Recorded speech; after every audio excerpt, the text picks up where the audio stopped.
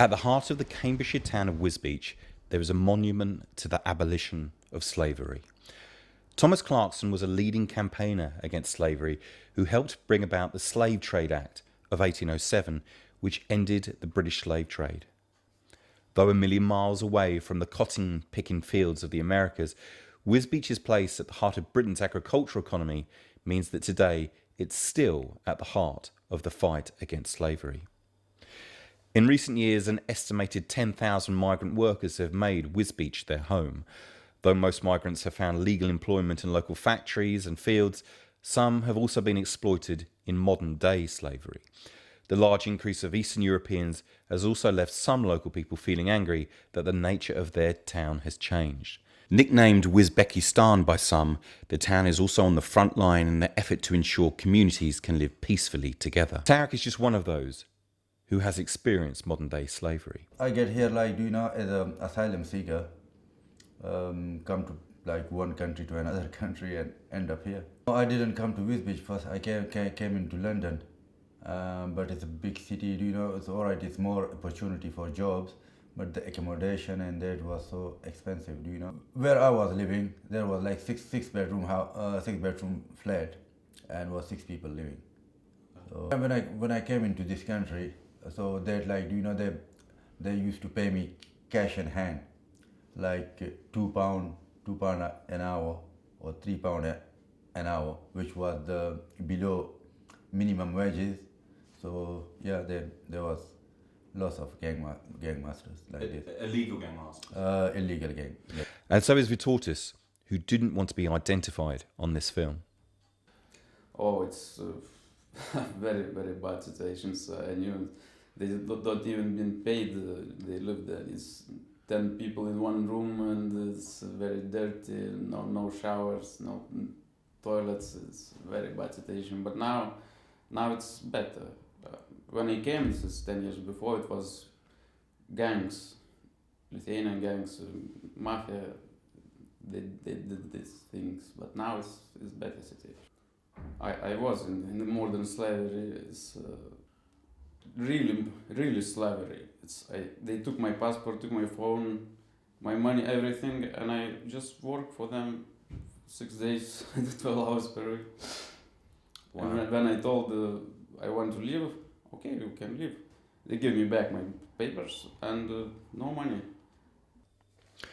Detective Sergeant Chris Acortt and PC Nick Webb know exactly what modern-day slavery is because they are leading local efforts against it.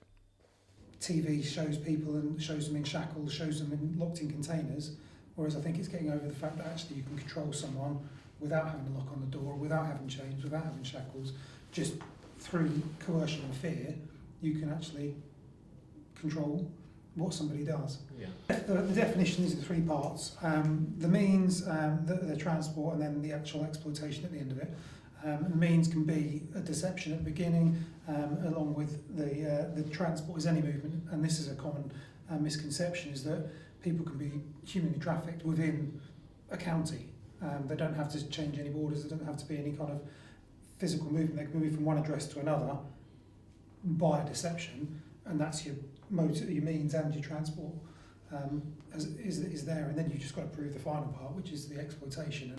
The type of exploitation we're finding is people are brought across or attracted across for the promise of work and accommodation, put into a large property, HMO, and basically made to work for less than minimum wage and have money taken from them, charged excessively rent, charged excessively for transportation.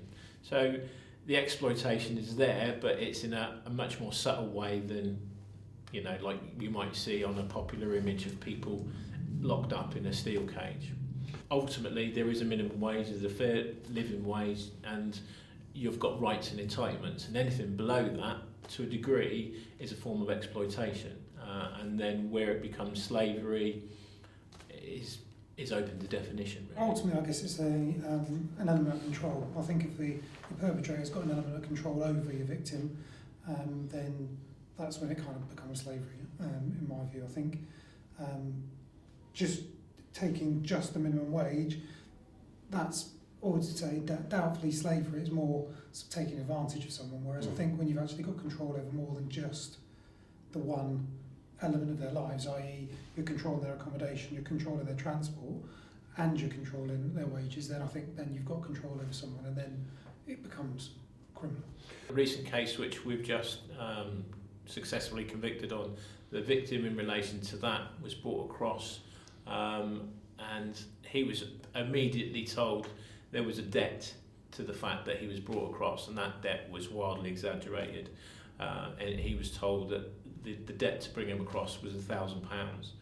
He was then told, right, I will take your bank card and your bank details, and all your money will go to me until that debt's paid off. And you'll basically be working for every single day you work, 15 quid will go off that debt. The guy worked for 10 months, never saw a penny of the income that he was earning, despite the fact that in some weeks he was earning £400 or £500 per week. During that period of time, the conditions that he was living in varied from living on a small 2-bedroom leather sofa with no bedding at all, just a cushion. So there's nowhere to lay down, you couldn't actually physically lay down. Other people in that house were made to sleep under the stairs, on settees or sofas in another room, and others were living or hotbedding, what we class as hotbedding. So what we mean by that is one party would be at work and the other party would be at sleep, and generally a lot of the shifts would be 10 or 12 hours. So one party would come home, and as he come home, the other party would be going to work, so he'd basically be getting straight into that bed. So the type of properties that they were kind of living in sort of ranged from that sort of thing. So they were living in sort of appalling conditions. Food levels were really poor, and as you can imagine, the hygiene inside the properties was pretty bad. Joe Evans of Fenland District Council works with the police and the local community to tackle the worst housing conditions the migrant workers have been forced to live in. We're currently in a residential street not far from Wisbech town centre. It's a typical Victorian street full of terraces, similar accommodation, and properties here typically tend to be privately rented, some of them in single family lets, but quite a lot of them houses in multiple occupation. The typical thing that we'll come across here is where we've got probably absent landlords who are renting either through an agent or through an unknown person who's collecting the rent. The landlord probably doesn't know how many people are living in the property. We sometimes find issues with overcrowding, so we may have more people living in the house than it can cope with, particularly in a small narrow street like this. You'll identify those types of houses through increased rubbish coming out onto the street, excess parking, and that's how we tend to identify properties that are overcrowded. So yeah, typically properties with 6 or 7 people in, where they're only really appropriate for 5. Relatively poor house conditions. These are old houses where they've not been maintained and refurbished by the landlord, and they're certainly not refurbished in between lets, so you'll have people coming and going. There'll be very little cleansing in the household, so very drab, dirty, poor condition generally, in sanitary bathrooms, unhygienic kitchens, that type of thing. And obviously when you have a lot of people that are living in houses like that, things get worse, they don't get better. The Rosmini Centre is a Wisbech-based organisation that is helping to prevent the vulnerability that leads to migrant workers being exploited through everything from a food bank to English lessons. My name's Nita Grodkiewicz. I'm the manager of the Rosmini Centre in Wisbech. The easiest way to exploit somebody is if they haven't got any contact and they're not able to, they don't have a voice. So I think integration is a key. If you can get people to come in, whether it's just to come in for a national insurance number, appointment, whatever, you've actually made that initial contact. And I think reputation as well. The police will tell you, people within a 30-mile radius of here know about the Rosmini Centre. I had a little girl of 15 who'd run away from home, and I asked, well, why did you come here? Because it's Saturday night, 9 o'clock. And she said, oh, everybody knows if they've got a problem to go to the Rosmini Centre. Some of the people they work with are in dire need of the most basic help possible. Salunius is one of 6 Lithuanians forced to live in a woodland camp when he lost his passport. So this is where you cook? Cook through all. But now little we have little gas. Not much gas. Water from Tesco, from supermarket. This my. This is your tent. Was it cold last night? Cold. Now it's April, but in winter we have here and colder. Yeah, much colder. Yeah. We are from Lithuania. I have two daughters, but my daughters love me. This is my life.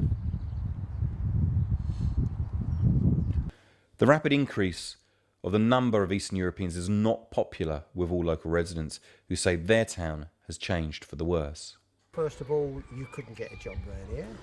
Secondly, it was not safe in the evenings to come out. And thirdly, you just see the town deteriorating week after week, year after year, until it's in the state it is now. You've only got to look at the back of me and you will see the state of the street.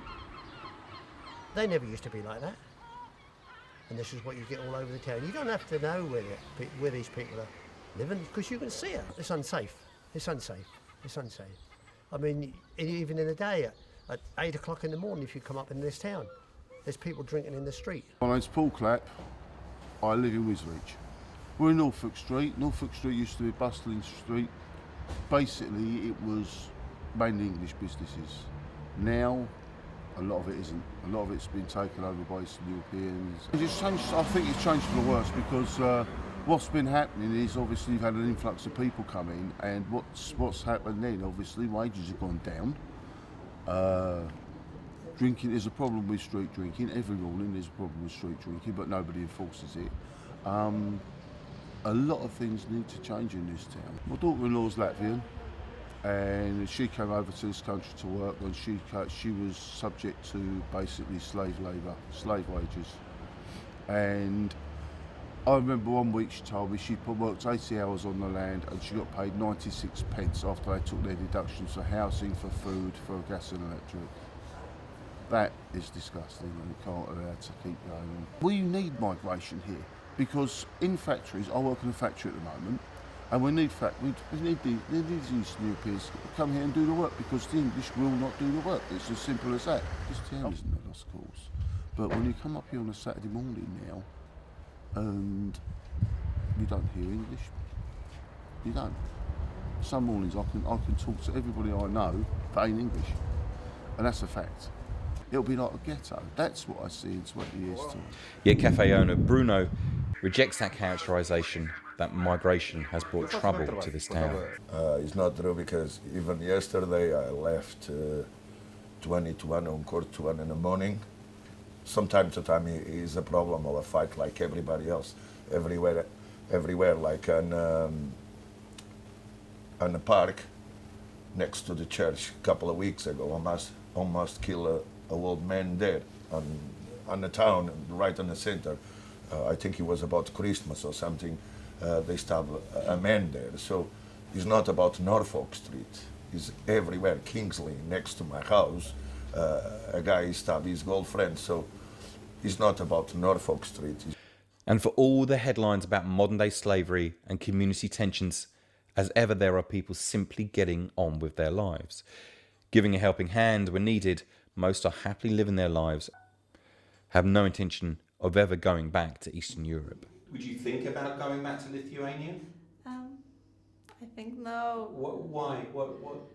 What's better about England than Lithuania? My husband have here good job, and they go to Lithuania. It's little hard because we haven't house. We need rent a flat. We need looking jobs. I think it's little hard. So, some 200 years after Thomas Clarkson helped outlaw the British slave trade, migration is still providing opportunities for criminals to force people into bondage. But when you walk past Thomas Clarkson's statue up in the town, do you ever make a connection between what you're doing and what he was doing? Yeah, 100%. I mean, I, if anything, I'd say I'm really sad that we have that memorial up there, but actually that's still going on today. As a local choir in Wisbech, the Clarkson singers remind us all it takes for those that are lost to be found is the practical help of good people.